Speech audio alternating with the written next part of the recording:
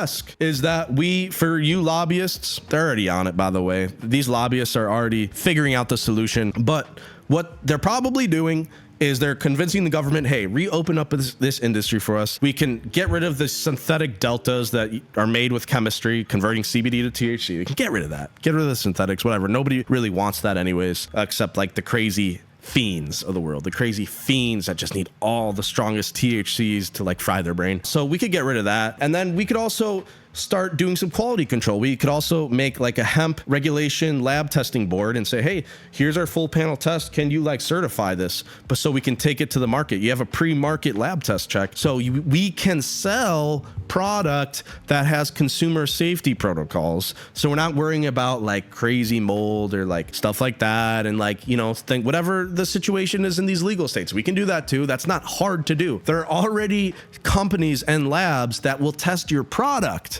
They're already doing it. They're already testing the products. You can ask for the pesticides, the heavy metals. You can do everything that you need to get a consumer safety test. Obviously, if it's not required, not everyone's going to do it. It's the simple truth. If you're not required to do it, you will not do it. It's like saying like, hey, it's optional to pay taxes. Well, Chris 420 isn't paying taxes if it's optional. That's how the lab testing works for weed. If we don't have to do it, we're not doing it. Well, just make it required and we'll do it. It's not that hard to do it, bro. It's what, maybe $50 a category, 50 to $75 a category. So $50 for potency, $75 for heavy metals, $60 for the pesticides, $30 for microbials. It's not that much to test a product, bro. But you know what is a lot?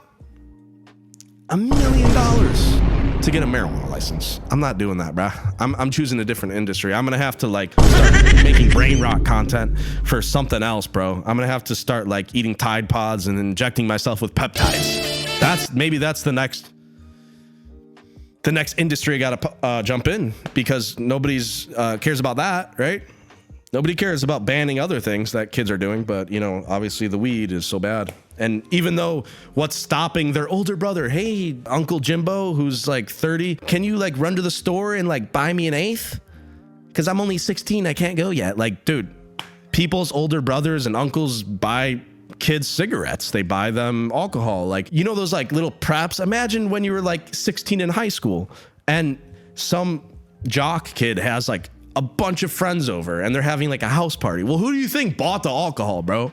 Like, yeah, they could have gone through their parents' liquor cabinet, but they probably had someone who had an older brother or sister to buy all the liquor and to run that party. And kids are still going to do that. They're still going to do that at the dispensary. And they could still do that if you have age verification as well, if you're a vendor. But it's going to be a lot harder if they get to that checkout screen and they see, oh, you have to upload your ID. I mean, I have people getting angry messaging me now. I'll read. I wish I could read the message to you, but yeah, it's just really sad what's going on. It's nothing to do. There's nothing I can do. What can I do? I can make these stupid videos. I could like show my weed cigs and be like, you have 12 months to get weed cigs before it's illegal. You have 12 months. And that's it. That's all I can really do.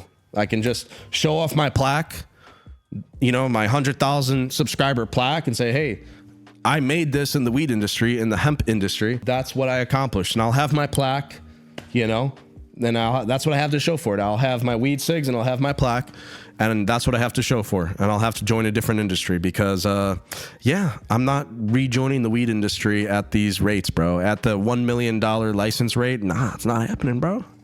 Not happening, bro. I'm not going to do that.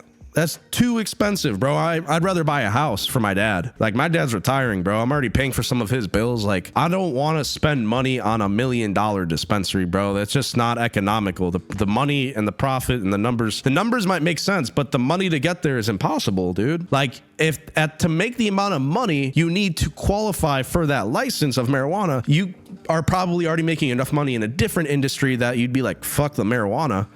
I'm already doing this. This is working. I'm already getting like a couple 100,000, a couple million doing this. Why would I reinvest that into this marijuana thing that is so volatile, right? The only reason that the hemp business is booming is because it's so easy to get into, bro. It's so easy. It's just the issue is that marijuana and cannabis and hemp, it attracts psychopaths and crazy people, and they don't have a conscience, and they just use plausible deniability to sell to kids. And yeah, I guess sorry that I make like 75% less revenue because I choose to age check all my customers, but it is what it is, bro. It is what it is. You know, I want to go to sleep and sleep well. I don't want to like have nightmares of some kid getting psychosis from weed. You know what I mean? Because I used to smoke weed when I was a kid. It was not good for me. It was not good for my brain. I mean, I still smoke weed time to time on the weekends with friends. Like having a beer type of vibe, right? No offense to you if you smoke weed every day. That's great. I'm glad it's helping you. But a lot of people don't need to be smoking weed every day, and that's okay. Because it just it affects their motivation and stuff like that. And imagine a kid with a underdeveloped brain. Yeah, you would want them to, you know, let that brain finish developing before you start throwing THC into the mix. That's fine. We can add age verification to the hemp industry. We can add consumer testing to the hemp industry so we don't have basically people getting sick. We can do some sort of tax so that it's contributing to society. That's a reasonable tax, not like a 30% tax or 50% tax like some of these states have. That's just... It's just $60 a gram for like dabs, for 1 gram of dabs. Bro, like this one girl I know, like she sent a Snapchat on her story. It's like $360 on dabs, and she got like 4 or 5 grams of dabs. It's like, dude, you just got custied, bro. Like, love going to the dispo. I just spent $360 on 5 grams. Oh, I feel like such a queen. I feel like royalty. 5 different strains. Wow. Like, dude, you could have gotten like almost a quarter pound of crumble with that, probably. You could have gotten a quarter pound of crumble.